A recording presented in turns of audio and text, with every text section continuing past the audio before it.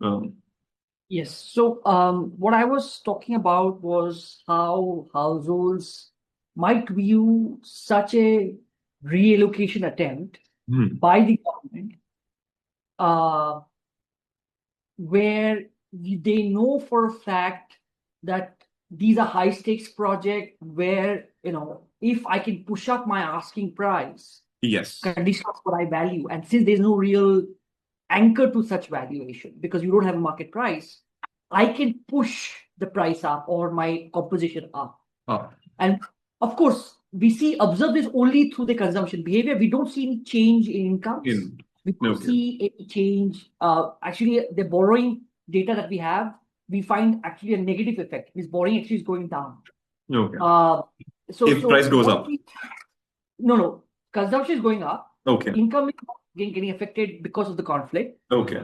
And borrowing is either same, there's no real What? effect, or what it actually tells me is people are sort of tapping into their precautionary savings to sort of engage in a conflict because they see high rewards. Yes. If and they're willing to bet that they can win because they also perceive that the probability of winning is high because Yes. these are high stakes. My point is, Yes. of course, we also find interestingly that these effects are only conditional to To those conflict events yes. where where the demand of compensation is having some sort of a monetary valuation. That means Okay. that Hmm. means there is a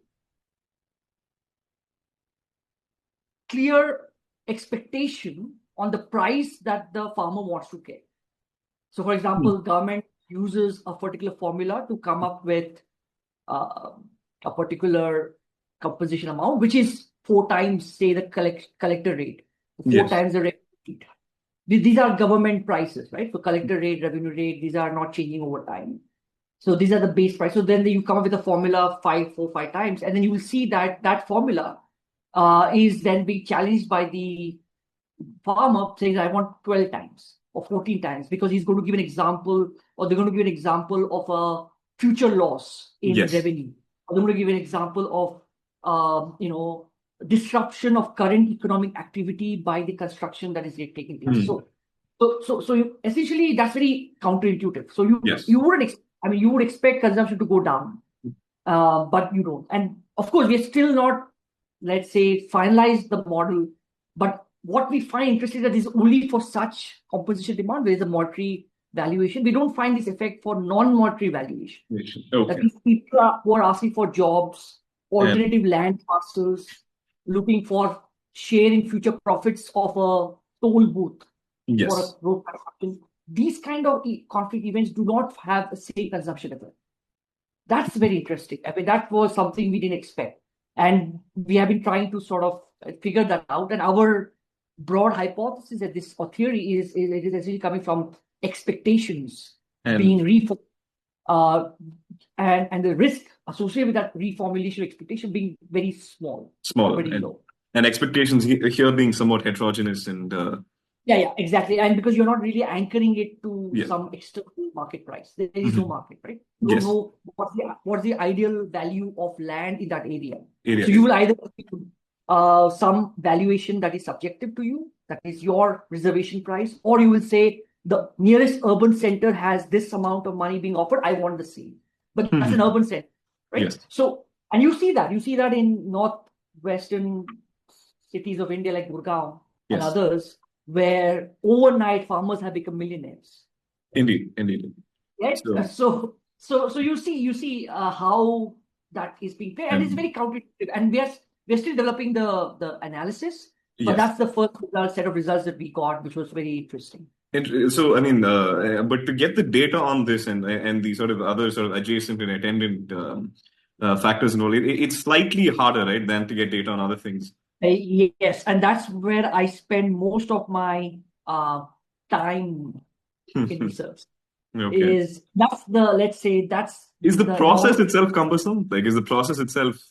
yeah. See, and that comes back to my original experience as a graduate student, where Hmm. I got exposed to a lot of this political science literature in that specialized or looks at political economy of conflict. Even when I went to Houston, right, for my postdoc, I actually worked with people in both economics and political science who were working on developing new data sets. Yes. A variety of techniques. So this could be big data techniques. It could be survey data, and then of course trying to develop techniques to extract that information And make sure that it is, of course, anonymized and everything. But the idea is to then, from that information, get the stuff that I'm interested to look at, like, for example, land acquisition conflict. But I mean, do you have a sort of parallel to base your ideas off of from other economists working in similar terrains? With a different kind of literature. Yeah. I mean, you have big names in the US, for example, Chris Blackman. Then you have Ellie Berman. Then you have Jake Shapiro. You have a lot of people who have worked on conflict.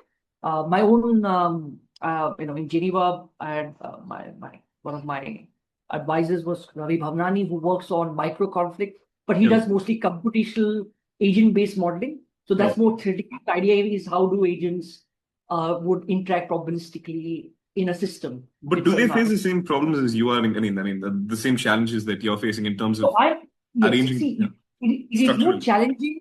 It is more challenging when you are trying to understand things causally. Okay. So when I try to understand things from a causal lens, how do I relate A with B?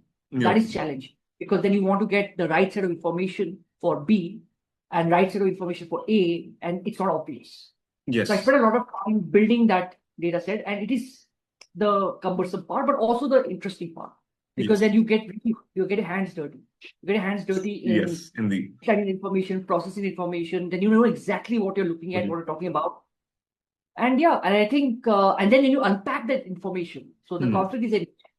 So it's recorded as an event, but if you unpack the subjective description of such events, you get lots of information. Like, for example, in the case of land acquisition conflict, the type of demand, people participating in that protest, what are the backgrounds, who are the government officials engaged in it?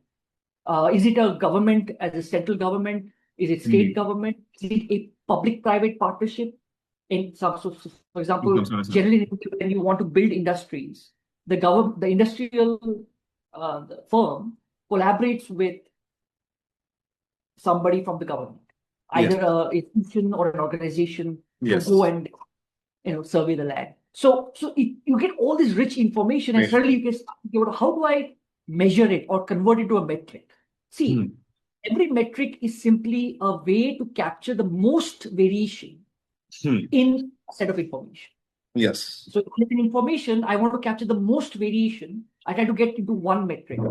So that is exactly what I am trying to do. I'm trying to capture the most information as a metric.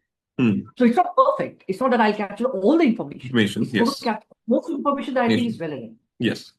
But the mathematical modeling part comes after after finding out the causal analysis. So that's what I think I've been trained, and I take a lot of inspiration from economics. Is in economics, you are trained to really refine your ideas. Yes. So think about it. I have a hypothesis that A causes B. I might go and see a few instances, but then I really don't know why A causes B or how does that transmission occur. So then you're encouraged to build a sketch model of under, say, certain reasonable assumptions. How would A cause B? Okay. And if it did, then would it lead to the same predictions or observations that you observe in the real world? And of course, it's a trial and error process, because you go back and forth of data to model and back. Data to model again. Yeah. No, the model is not an end in itself. And that's, I think, sometimes the problem of what we call mainstream economists is model in itself is not that useful. Yes. It is only very useful to eliminate bad ideas through testable data. Yes, indeed. Right? So I think that's why model is very important. It should be used as a way to refine your hypothesis and your predictions, and to go and find the right thread to get the right data. Yes, sir. So generally, the way I approach modeling is I first look at the real world. I observe phenomena. I then come up with some hypothesis, and then I build a sketch model to refine that hypothesis. I go back to the real world, try to get more data, and then I create a feedback from the data to the almost like a conversational process. Like it's a conversation, exactly. Yeah. And then the idea is, okay, now I got some framework to think about it. It's not perfect. I might be missing key ideas, but it helps me to narrow down my search on the data. And then I spend a lot of time getting the right data once I've narrowed down what I want to measure. And that takes a lot of resources. It's resource intensive. Yes. And that's also why you see most empirical economists of high caliber are abroad, not in India. Because it's resource intensive. You need a bunch of arrays, you need computational power, you need to spend 6 months on the field. So this is why funding, exactly. Funding. Absolutely. Yes. Absolutely. That's one of the constraints that you have to solve for. Yes. So I mean that is it is. I mean, let's be honest. It is slightly harder to be an economist in India. I would qualify that. I think it's harder to be an empirical economist. Because it's even harder to be a heterodox economist as well in India. I mean, it is. See, any interest in any discipline comes when the country has a future. Yes. It's a very basic thing. But look, India, the mood in India is optimism. It's a sense of optimism that there's something for us out there in the future. Yes. Indeed. So you'll also see suddenly engineers or people who wanted to be engineers are going to economics. Because they're like, oh, okay, I can go get a job in an investment bank. I can get a job in a consultancy firm. I can get a job as an analyst in a startup. Yes. Economics is giving me that training as similar to engineering because it's problem solving. You're solving problems using data and stuff. So IIT Bombay recently started their, I think, the economics department, right? IIT Kanpur has their economics department, the first IIT to have a full-fledged economics department. This is only in 2011 or 12. The first time any IIT had a standalone economics department was IIT Kanpur. It only happened last decade. So this is happening because there is a sense of optimism in terms of economic activity and scope that we can achieve in terms of growth. That is where the countries take off in terms of the discipline of economics. So you'll also see post-COVID, a lot of good empirical economists coming back to the country for other reasons. Nothing to do with India. It's the structural factors that change in the world. And now you're seeing bits and pieces, few people, good people here and there spread across. I think we are still a long way to hit critical mass. Yeah. Yes. In terms of large numbers. But I think we are seeing the starting shoots, green shoots of really good empirical work being carried out on Indian soil. Yes, indeed, sir. I mean, did you chance upon the idea of land conflict distribution in America when you were at Princeton? I mean, were there any? Did you No. This began as one of my doctoral chapters. Okay. So in Geneva, one of my first doctoral chapter was on the redistributive politics or redistributive political economy of West Bengal. So I was very interested to understand how did CPIM lose power within a span of few years after having ruled it for over 30, 35 years. Wow. Okay. Right? And that was a very political question, but I wanted to understand the real mechanics of it. Yes. And I realized that it was linked to the land reform politics that governs Bengal.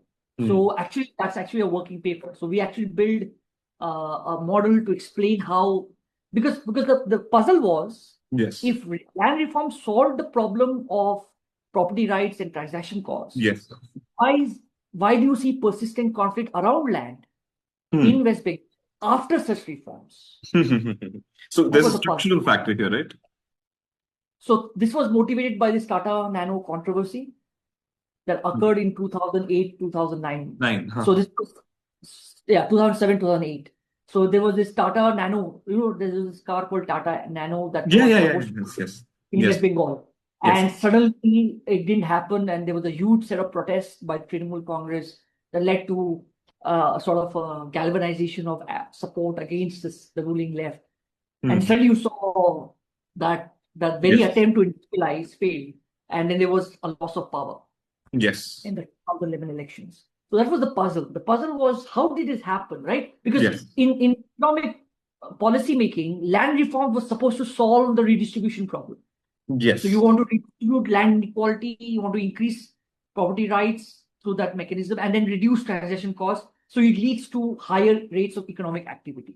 But that Indeed. was not what we see in Bengal in terms of data, right? Yes. And it was the puzzle that I was trying to analyze. And then I've sort of built a model and I've tried to, it's a working paper. We are submitting it.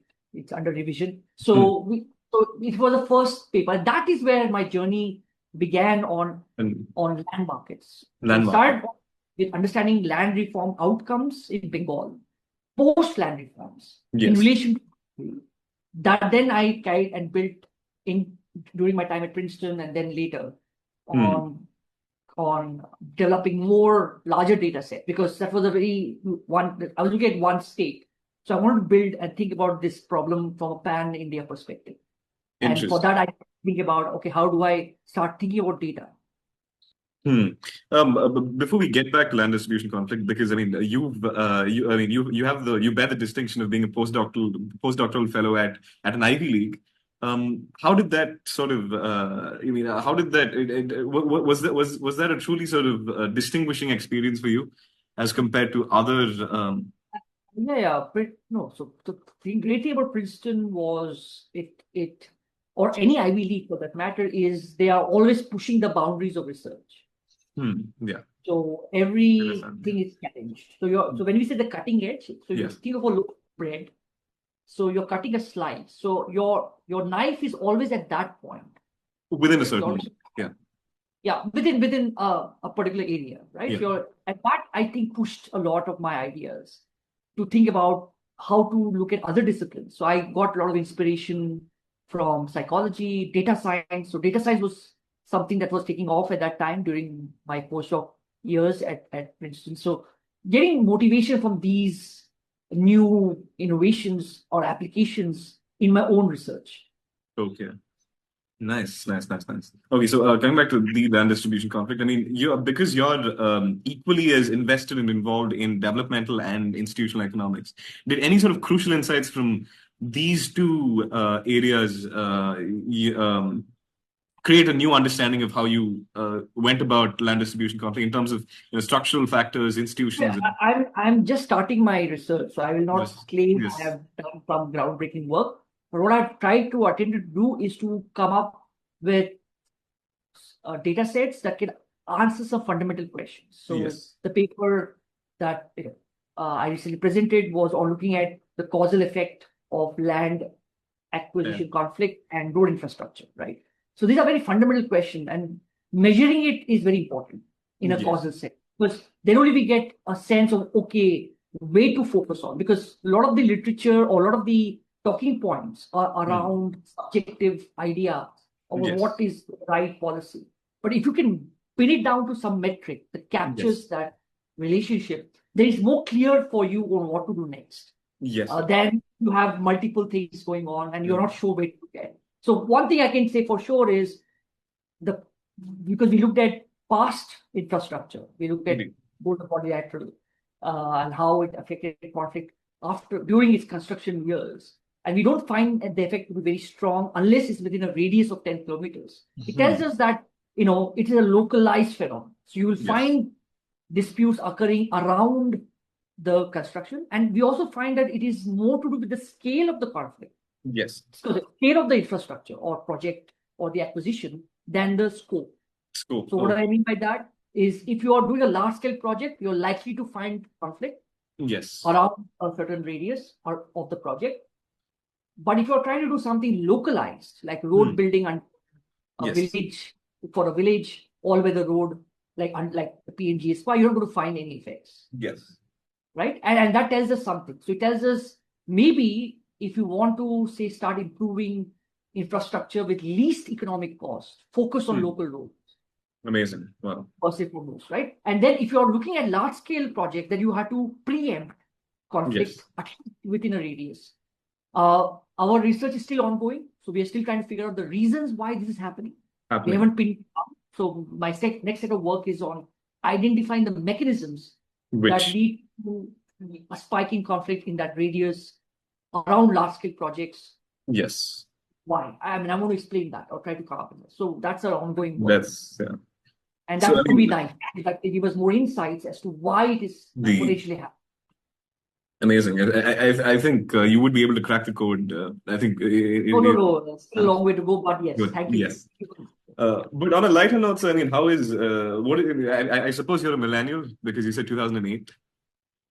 Yeah, I'm a millennial. So I mean, I'm Gen Z. So I mean, how do both of us view economics? Like, how do your students view economics? And do you notice any sort of generational difference in the way we go? I've been as a millennial. I think we were lucky to be two generational outcomes at the same time. So we were in the 90s, 2000s, right? We grew up in the 90s, late 90s, 2000s. Yes. So that 2 decades were very transformational from Indian perspective. Yeah.